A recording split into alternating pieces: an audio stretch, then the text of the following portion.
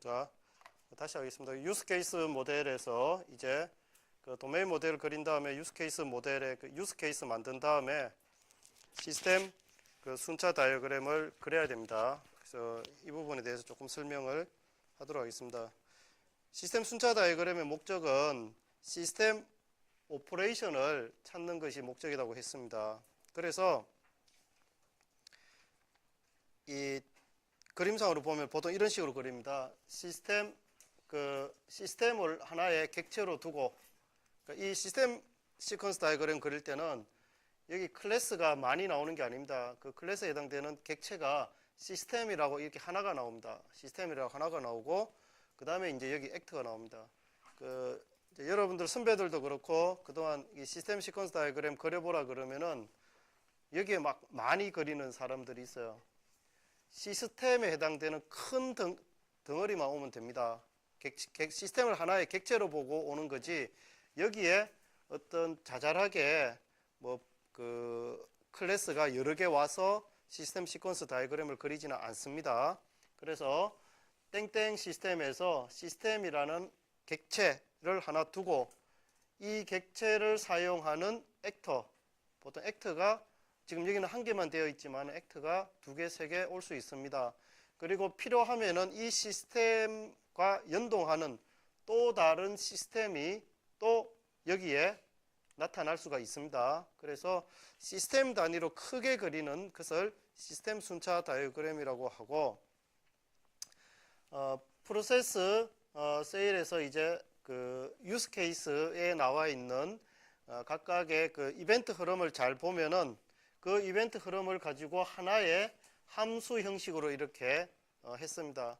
보통 처음부터 이렇게 하기 어려우면은 이렇게 서술문 형태로 길게 그냥 말로 적기도 합니다. 새로운 세일을 시작한다. 새로운 세일을 만든다. 이렇게 적은 다음에 나중에 이와 같은 함수 형식으로 고치면 됩니다. 어차피 우리가 이제 구현할 때는 함수 형태로 되어 있어야만 우리가 그거를 갖다가 구현을 할 수가 있기 때문에 결국에는 이렇게 바뀌게 되는데, 처음부터 그런 것들이 어려울 때는 그냥 말로 적었다가 나중에 함수 이름 형태로 바꾸면 됩니다. 자, 그러면은 나중에 누군가가 시스템 안에 있는 어떤 클래스가 이 make new sale을 구현해 주면은 이제 받아서 실행을 할 수가 있겠죠. 그런 다음에 이제 enter 아이템에서 아이템 아이디하고 퀀티티가 들어가게 되는데, 여기에 보면은 일반적으로 이제 홈플러스나 이마트 가면은 열심히 이제 바코드로 입력하든지, 또는 바코드가 잘 안 익히면은 손으로 번호를 보고 숫자를 집어넣습니다. 바코드에 있는 것들을, 숫자들을. 그러면은 아이템 아이디가 나오게 되고, 개수가 몇 개인지 디폴트로 1이겠죠. 디폴트로 1이지만은 두 개, 세 개를 산다. 그러면은 보통 바코드 하나 찍고 숫자를 2, 3 이렇게 누릅니다. 그래서 아이템 아이디와 퀀티티가 들어오게 되고, 그럼 거기에 대해서 리턴 값입니다. 이거는 리턴 값으로 디스크립션, 어떤 이게 바코드 딱 찍으면 자락 뜨죠. 소액과 이 토탈은 이 아이템 아이디에 해당되는 가격 곱하기 퀀티티 한 소액이 되겠습니다. 그것과 그 다음에 새우깡이라든지 파라든지 이런 이름들이 보이면서 내용들이 이제 화면에 보이게 되겠죠. 그래서 이런 정보들이 간다. 그럼 이것들이 어떻게 보이는가는 나중에 여러분들이 구현할 때 화면에 적당히 보이게 이렇게 해줘야 되는 거죠. 그래서 지금 단계에서는 가장 시스템을 구현하는 데 있어서 필요한 정보들을 식별하는 그런 단계들입니다.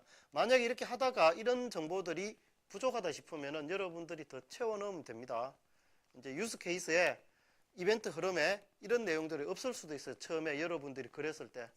그런 경우에 없으면은 엔터 아이템을 한 다음에 뭘 보여줘야 되겠구나. 그런 내용들이 여러분들 처음에 안 했으면 다시 적어 넣어주면 됩니다. 그래서 이렇게 그림을 시스템 시퀀스 다이어그램 형태로 그림을 그리는 것들 중에 하나는 우리가 만든 유스 케이스의 이벤트 흐름들을 이해하는 목적으로도 여러 개발자들은 쓸 수가 있습니다. 처음에는 말이 되는 것 같았는데 그림을 그려보니까 이렇게 뭔가 매끄럽게 화살표가 오고 가지 않더라. 그러면은 고치도록 우리가 해야 되겠죠. 그 다음에 이제 그렇게 해서 여러 번 루프 반복, 이제 이 같은 경우에는 100개까지만 물건을 입력하도록 되어 있습니다. 100개가 넘으면은 끝내고 새로 트랜잭션을 해라. 이게 이제 그 회사의 정책일 수가 있죠. 뭐 1000개, 2000개도 살 수 있는데 한 개의 어떤 세일이라는 트랜잭션으로 관리하기에는 너무 크다. 그래서 100 이렇게 해서 루프를 이런 식으로 정리할 수 있습니다. 100 안에까지만. 그 이제 실은 이 안에는 보면은 하다가 더 이상 엔터 아이템이 안 되면은 빠져나가게 되죠. 그래서 여기 보면은 뭐 아이템이라고 되어 있죠. 아이템이 없으면은 빠져나가게 됩니다. 그래서 보통은 이제 입력 쭉 하고 나서 더 이상 입력하지 않는다라고 뭔가 버튼을 하나 누릅니다. 누르면은 실은 이제 엔드 세일이 되는 거죠. 엔드 세일이 되고, 그럼 토탈 위드 텍스, 지금까지 이제 가격도 찍히다가 텍스 정보까지 같이 이렇게 찍히게 됩니다. 이제 그러면은 돈을 주면은 메이크 페이먼트가 되는데, 여기서 뭐 신용카드를 쓰는지 또는 그 현금을 했는지 이런 정보들은 아직까지는 없습니다. 나중에 이제 메이크 페이먼트를 구현할 때 여러분들이 신경을 써야 되는 부분들이고요. 그 다음에 이제 그런 부분들은 굳이 여기서 고민 안 해도 또 신용카드와 그 캐시 현금을 그 입력 수단으로 하는 부분들 그 앞부분만 바꿔주면은 이 부분은 공통으로 쓸 수가 있습니다. 그래서 너무 상세하게 이 단계에서 깊게 들어가지 않는 것이 좋습니다. 설계 단계에서는 기본적으로 그 나중에 프로그램의 그 이제 기본적인 구조가 어떻게 될 건지 거기에 집중을 지금 현 단계에서는 하는 거고, 이제 더 이제 나아가면서 주로 그 통신 다이어그램을 그리면서 구체적으로 더 많이들 하게 됩니다. 그래서 메이크 페이먼트 하면은 체인지 현금 하면은 그 잔돈 줘야 되겠죠. 거스름돈 주고 그 다음에 그 영수증 주고 뭐 이런 것들을 하게 됩니다. 자, 여기서 반을 뚝 자르면은 이 캐셔 입장에서, 액터 입장에서 봤을 때는 시스템 쪽으로 가는 이 make new sale이 세일을 시스템 이벤트라고 합니다. 시스템 이벤트. 시스템의 입장에서는 캐셔로부터 make new sale이 들어오게 되면은 이제 나는 프로그램이죠. 시스템은 프로그램이니까 make new sale이라는 함수를 뭐 우리 객체 지향이니까 메소드를 누군가는 어떤 객체는 받아서 처리를 해줄 수 있어야 됩니다. 그래서 이 make new sale이 시스템의 입장에서는 시스템 오퍼레이션이라고 합니다. 그래서 우리가 관심 있는 거는 시스템 오퍼레이션이 되겠죠. 같은 걸로 보면 되겠습니다. 액트가 발생시키는, 액트의 관점에서 보면은 시스템 이벤트가 되는 거고요. 시스템의 관점에서 보면은 시스템 오퍼레이션이 됩니다. 시스템 안에 들어와서 내가 그걸 받아서 처리해 줘야 되는 그런 단위가 되겠습니다. 그래서 두 개의 이름은 동일하다. 누가 보는지 관점에 따라서 달라진다라는 겁니다. 그래서 이렇게 반뚝 자른 이 부분이 결국은 시스템의 경계가 되는 거죠. 내가 구현해야 되는 부분과 아닌 부분들. 지금 이 같은 경우에 캐셔로부터 시스템으로 들어오는 하나, 둘, 셋, 네 개 식별되는 이것들이 결국 시스템 이벤트, 시스템 오퍼레이션이 되겠습니다. 그래서 뭐 시스템 오퍼레이션 찾는 거는 굉장히 심플합니다. 시스템 시퀀스 다이어그램을 그린 다음에 이런 식으로 캐셔에서 시스템으로 들어오는 것들만 나열을 하면은 이것이 바로 식별된 시스템 이벤트 내지 시스템 오퍼레이션이 되겠습니다.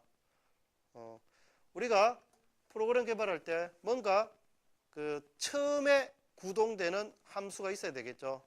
그 함수를 메소드를 찾는 과정이라고 생각하면 되겠습니다.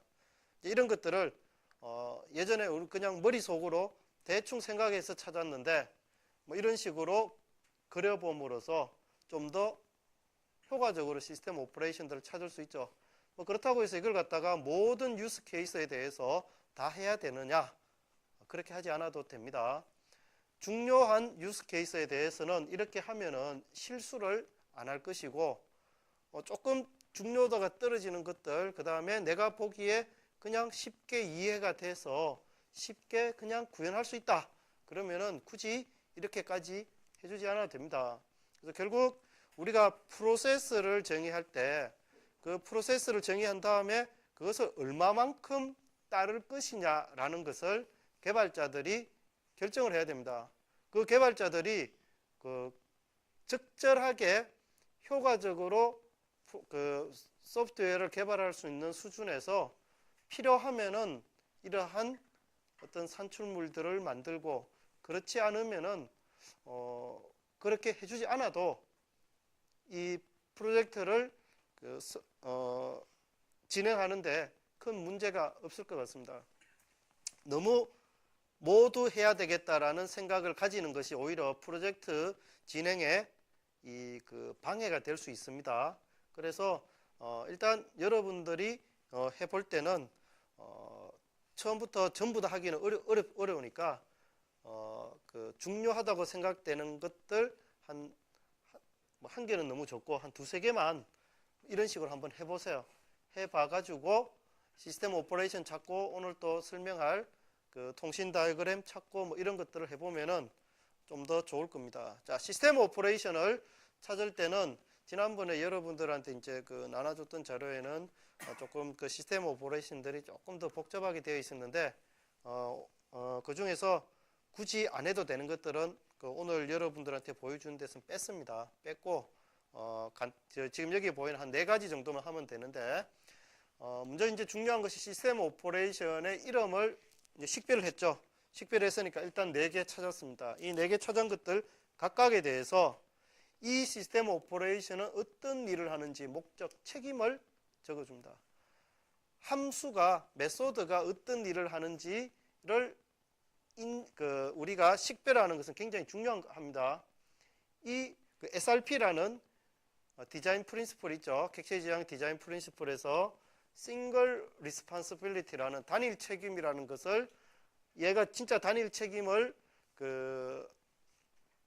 구현하는지 안 하는지를 알려면은 얘가 어떤 책임을 하고 있는지를 알고 있어야 되겠죠. 그래서 각각의 그런 시스템 오퍼레이션들에 대해서 얘는 어떤 일을 하는 놈이다라고 알려줄 필요가 있습니다. 그 다음에 그러한 시스템 오퍼레이션을 했을 때 뭐 내부적으로 어떻게 될지는 모르지만은 그러한 결과로서 객체의 발생한 상태 결과를 기록하기 위해서 사후 조건을 기록을 하게 됩니다. 포스트 컨디션이라고 합니다.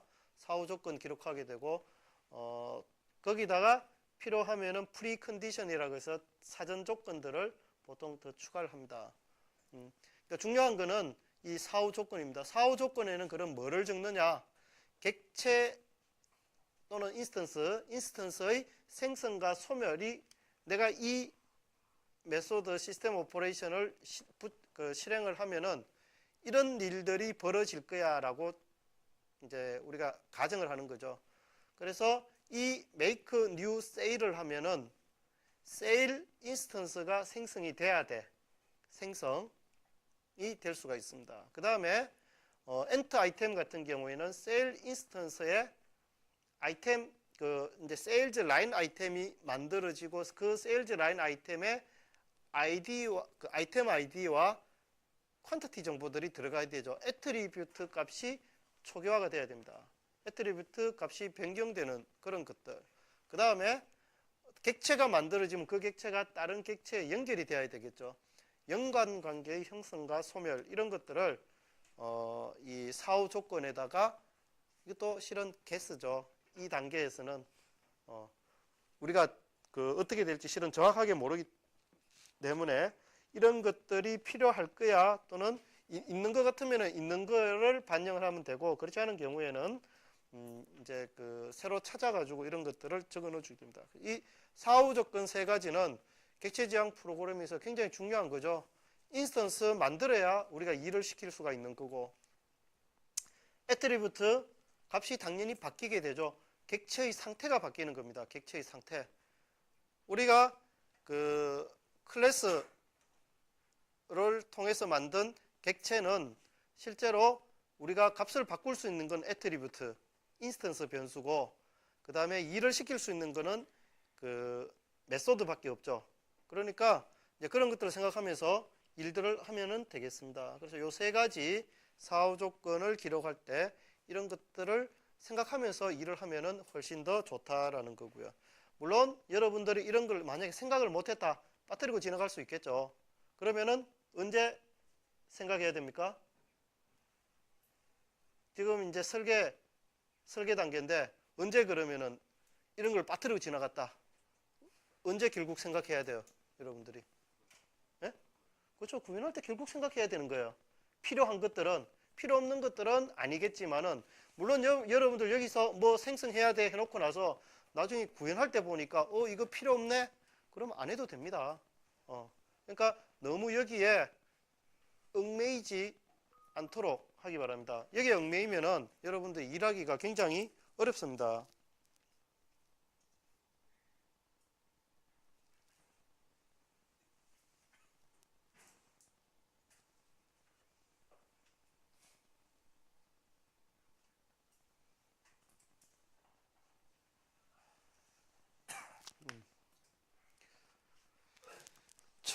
그래서 요 세 가지 사후 조건에 대해서는 여러분들이 반드시 생각하고 일을 하기 바랍니다.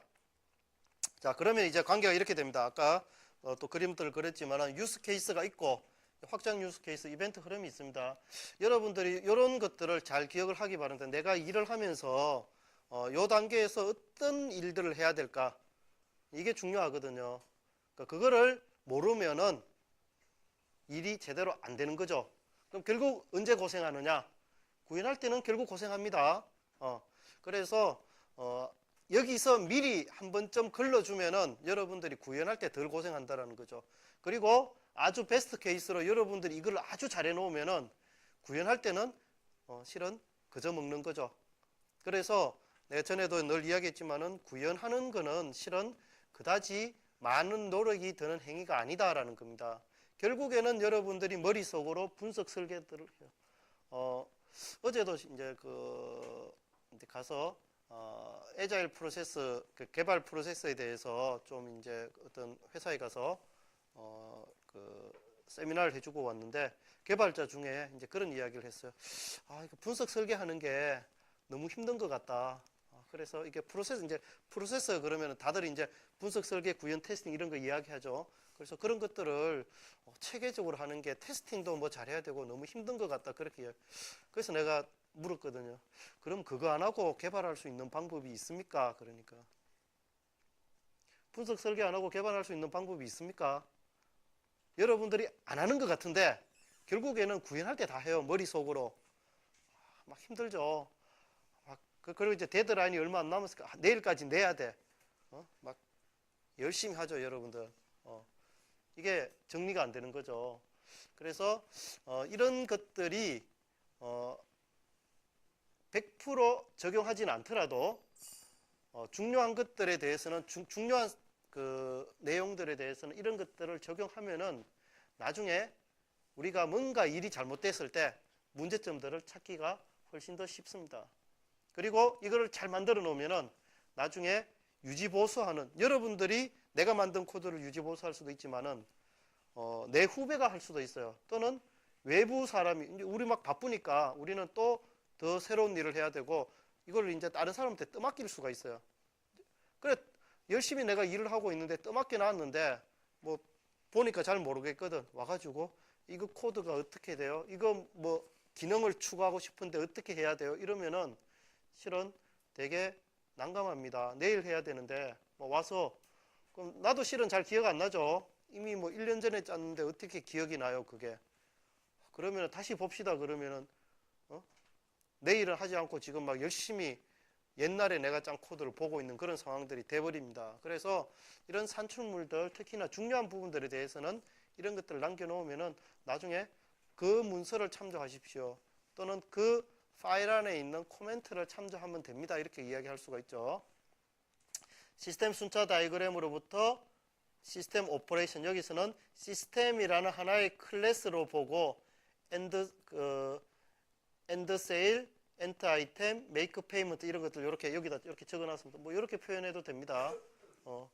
어쨌든 시스템 오퍼레이션 찾았고 뭘 해야 되느냐? 방금 했던 것처럼 시스템 오퍼레이션에 대한 정의를 이제 해야 됩니다. 그래서 방금 이제 설명만 했고 이거를 그림으로 그리면 이제 테이블로 하면 이런 식으로 하면은 되는 거죠. 오퍼레이션 이름을 적고 매개 변수를 기록합니다. 이거는 메소드의 시그너처를 적으면 됩니다. 어차피 우리가 이 메소드 시그너처가 필요하죠. 어떤 클래스가 받을지는 모르지만은 필요하게 되고 그 다음에 책임, 이 시스템 오퍼레이션은 어떤 일을 하는 거다. 이거는 실은 중요한 거죠. 시스템 오퍼레이션이기 때문에 여러분 우리가 그 잘 만든 자바 코드나 잘 만든 C++ 코드를 보면은 각각의 그 메소드 안에 이거는 무슨 일을 하는 거다라는 거를 다들 코멘트로 위에 적어 놓고 있어요. 그 적어 놓은 것들을 자바 독이나 닥시전 같은 문서 생성 도구를 쫙 돌리면은 HTML 파일로 쫙 만들어집니다. 그렇게 만들어진 게 자바 그 SE 그 API 이런 것들이 다 그렇게 만들어집니다. 그거 일일이 손으로 안 만듭니다. 자바도 그 돌아가게 하려면은 자바 그 클래스 java.lang.math 같은 것들을 우리가 프로그래밍 해야 되겠죠. 프로그래밍을 한 다음에 그거를 자바독 문서를 쫙 돌리면은 이렇게 쫙 예쁘게 HTML 파일로 만들어지는 겁니다. 그래서 그런 것들 할 때 어차피 이것도 필요합니다. 이 메소드는 무슨 일을 하는 놈이야. 최소한 퍼블릭에 대해서 그래서 자바독이나 그 닥시전 같은 것들을 보면은 그걸 지정할 수 있어요. 보면은 퍼블릭 메소드만 문서화를 할 건지 또는 프라이빗 메소드도 문서화를 할 건지 뭐 이런 것들이 적혀져 있어요. 그러면은 실은 프라이빗 메소드는 남들이 몰라도 되는 거죠. 그 개발자용으로는 프라이빗 메소드가 있으면 좋아요. 프라이빗 메소드에서 이렇게 이 메소드는 어떤 일을 하는 거다 위에 한두 줄씩 적어 놓으면은 나중에 여러분들이 새로 봤을 때 많은 도움이 되겠지만은 그 외부 개발자들 같은 데들은 퍼블릭 메소드만 의미가 있죠. 그래서 이런 책임은 반드시 필요합니다. 여러분들이 지금처럼 명시적으로 적든 아니면은 그 프로그래밍 하면서 적든지 간에 코멘트로 적든지 간에 어차피 여러분들이 해야 되는 일들 중에 하나입니다. 그래서 보통 보면은 그 코멘트하고 그러니까 주석하고 이 그 소스 코드의 비율을 어떤 때는 가면은 정해놓고 있어요. 최소한 30%는 코멘트를 해야 된다. 그럼 그거를 하나의 어떤 그 소스 코드에 대한 품질 척도로 봅니다. 개발자 관점에서. 그래서 개발자들이 그 코멘트를 적게 입력한다라는 말은 충분히 문서화를 하지 않는다. 그런 뜻으로 우리가 생각을 할 수가 있습니다. 그래서 저는 이제 여러분들한테 해주고 싶은 이야기들 중에 하나는 너무 해주고 싶은 이야기가 많은데 줄여서 이야기하는 겁니다. 다 이야기하면 여러분들이 도망갈 것 같아서 줄여서 이야기하는데 여러분들 어떻게 느끼는지 모르겠네. 그래서 다 이야기하는 거 아닙니다. 그리고 지금 실은 다 알 필요도 없고요. 그런데 어떤 그 프로젝트를 제대로 하기 위해서는 실은 준비를 많이 할수록 좋다라는 거는 여러분들이 알아두었으면 좋겠어요. 그래서 나는 개발자니까 코딩만 할래.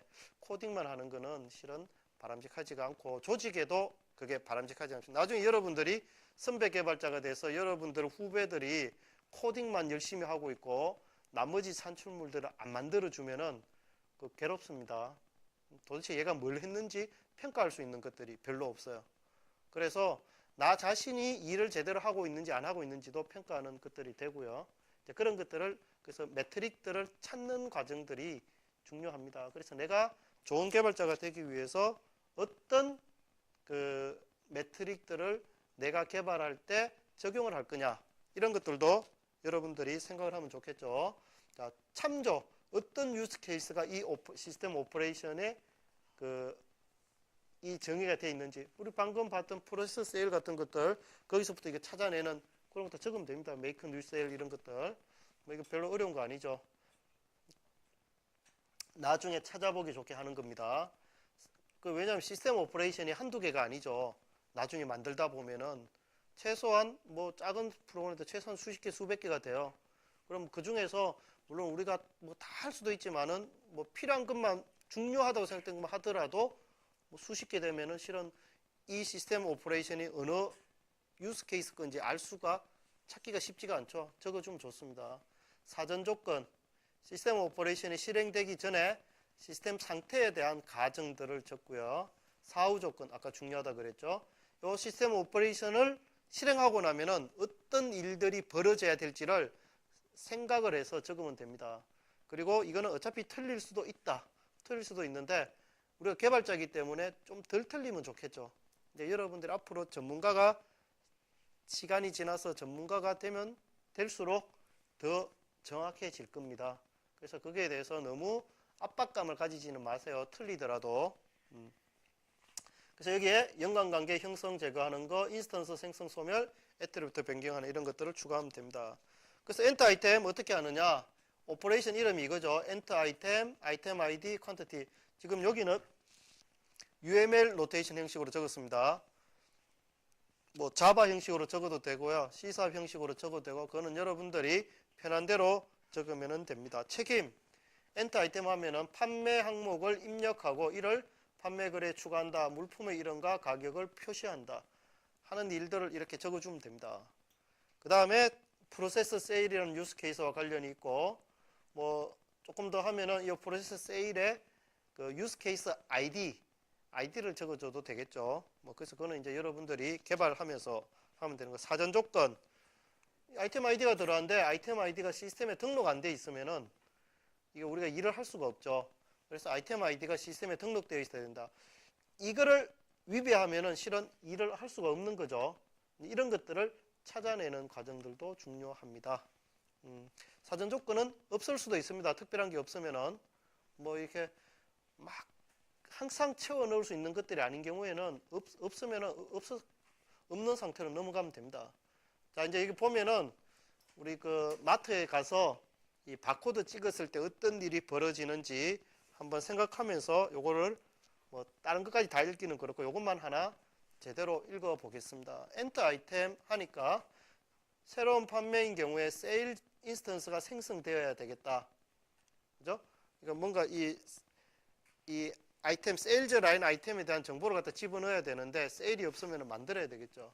새로운 판매인 경우 세일이 만들어지면은 레지스터에 연결되어야 되겠다. 연관관계 형성이 되는 겁니다.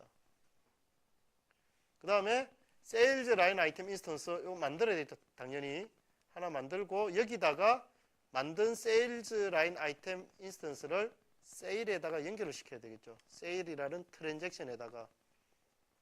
그러면은 이러한 세일즈 라인 아이템이 여러 개가 세일 객체에 붙게 됩니다. 그 다음에 세일즈 라인 아이템의 퀀티티를 여기에서 들어오는 퀀티티로 설정해야 되겠죠.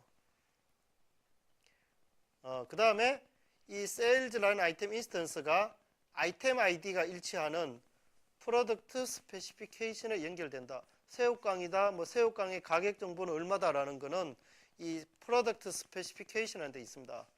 우리 그 어떤 제품에 대해서 기타에 대해서 기타 스펙, 그죠? 만돌린에 대해서 만돌린 스펙 만들었었죠. 이런 것들이 여기서도 잘 적용이 됩니다. 그래서 무슨 스펙 해가지고 만드는 게 의미가 있습니다.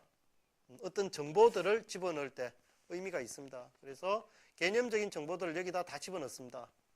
그렇게 해서 나중에 써먹을 겁니다. 그래서 이거 연관관계의 형성이죠. 그래서 이러한 인스턴스 생성, 지금 이제 각각에 대해서 하나씩만 써놨습니다. 연관관계 형성, 애트리뷰트 변경되는 이런 것들을 찾아내는 노력들을 해보기 바랍니다. 뭐 여러분들 전부 다 하면 너무 힘드니까 아까도 이야기했듯이 한 몇 개만 골라서 여러분들 중요하다고 우리 팀의 필살기는 이거야 라고 하는 유스 케이스에 대해서는 반드시 해보기 바랍니다. 해보면은 재미있을까요? 재미없을까요?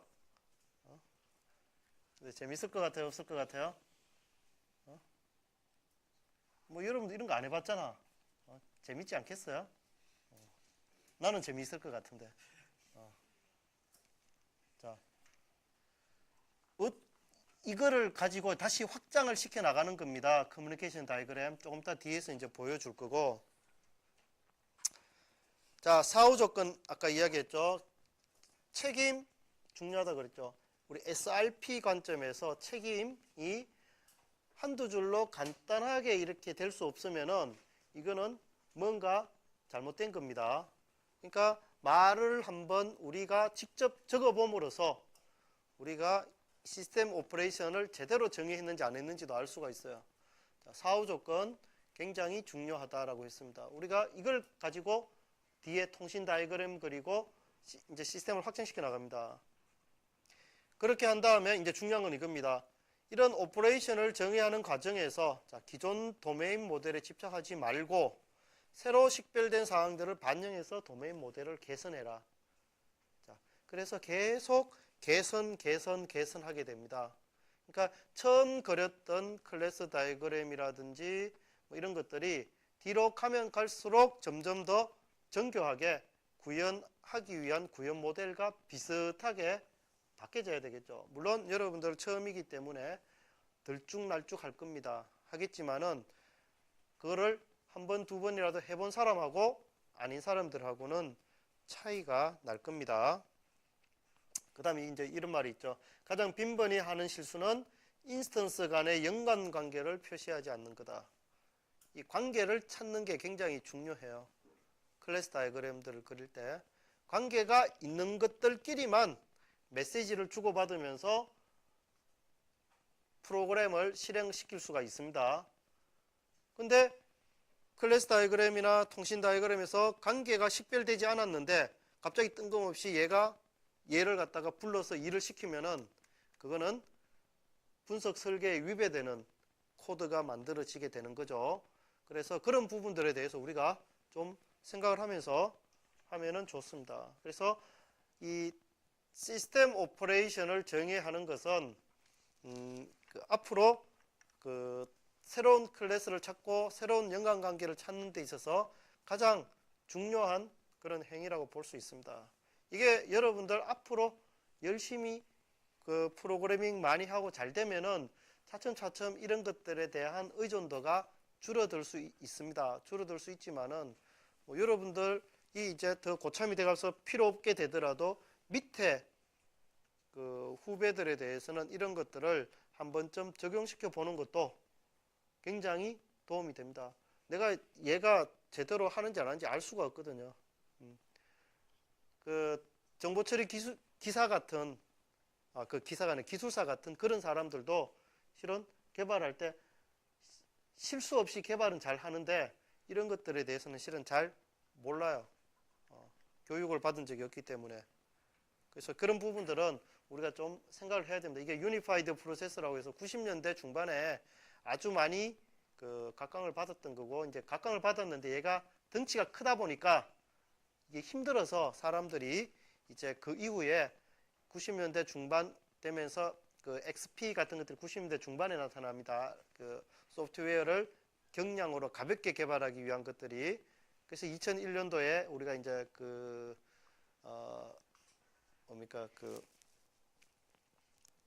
에자일에 대한 이제 선언을 하게 되고 이제 에자일 방법론을 적용하자 그렇게 되는 거죠. 그러면서 이제 그 전후로 해가지고 에자일 UP 같은 그러니까 요 유니파이드 프로 지금 여러분들한테 설명하고 있는 것은 유니파이드 프로세스라는 통합 프로세스 객체지향적으로 소프트웨어를 분석 설계 구현하기 위한 그런 플랫폼인데 그거를 단순화시켜 놓은 게 이제 에자일 UP라는 것이 있고요. 그러한 에자일 UP가 또 그 이후에 또 바뀌어가지고 또 새로운 것들로 만들어지고 있습니다. 스크럼 같은 것들하고 같이 결합이 돼서 엔드세일이라는 것은 이렇게 이름 있고 엔드세일은 안에 파라미터가 없습니다. 읽어보십시오. 유스 케이스 프로세스 세일 지금 다 프로세스 세일 거죠. 아이템 아이디가 이게 잘못 이거 빼야 되는데 이거 없는 겁니다.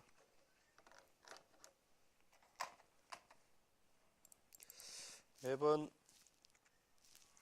고쳐 놔놓고 이게 디스크에다가 PC에다 반영을 안 하니까 자꾸 이래 되네요.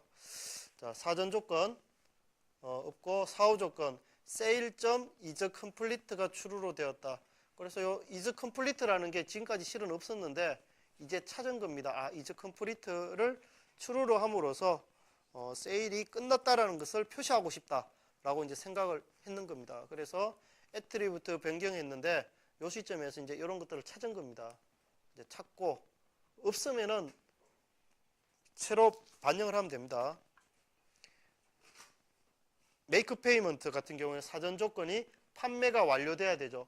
판매가 완료된 걸 어떻게 아느냐?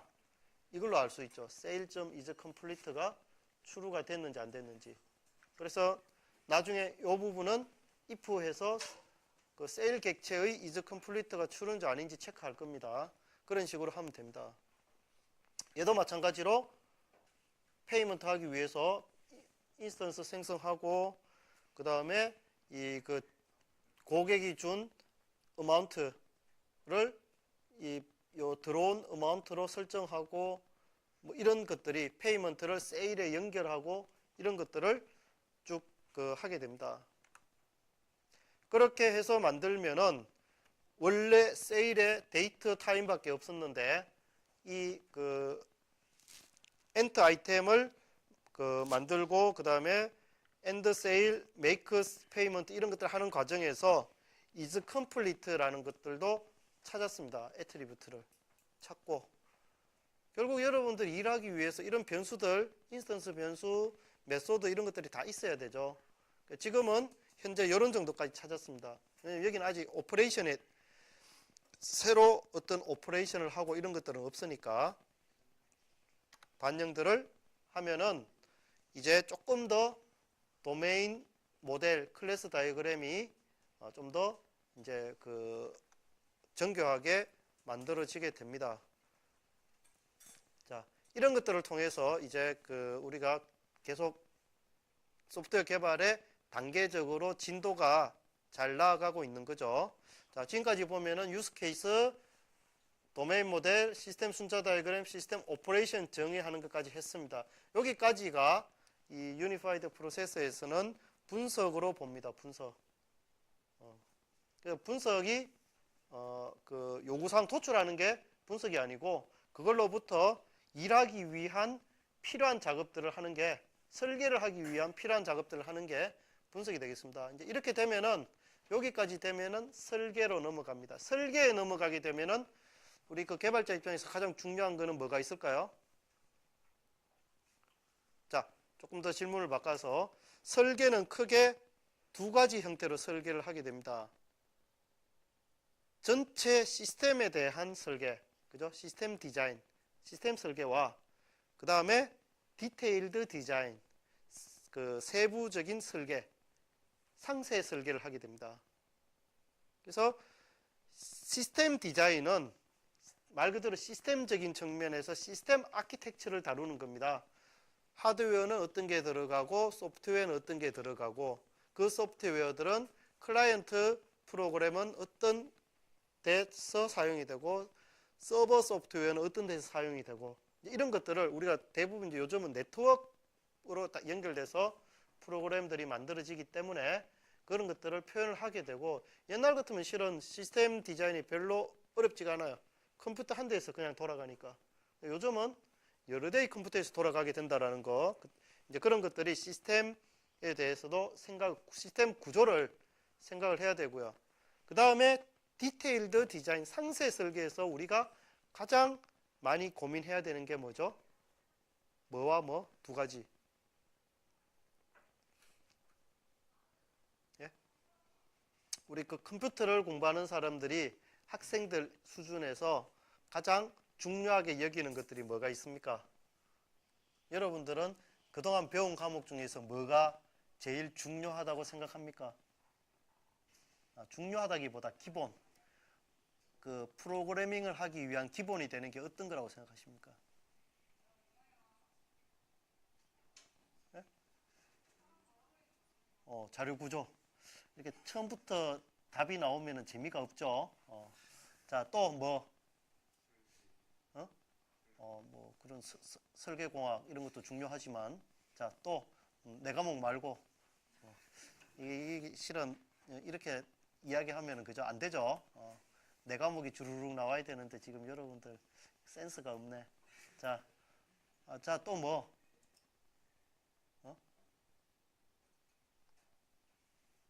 지금 여러분들 배우고 있잖아. 이번 학기에 배우고 있는 과목 중에 중요한 거. 어? 어. 내 처음부터 답하지 말라 그랬죠. 알고리즘. 자료구조 알고리즘을 상세 설계에서 하죠. 상세 설계. 그래서 실은 그게 지금부터 이제 해야 되는 일들입니다. 여러분들이 구현하려면은 자료구조와 알고리즘을 정해야 되죠. 그게 지금까지 한 것들을 기반으로 이제 만들어지는 겁니다. 그래서 이제 설계 작업 들어가게 되는데 10분만 쉬었다가 하겠습니다. 자, 지금 시간이 뭐 55분 조금 지났으니까 한 5분쯤 돼서 하죠.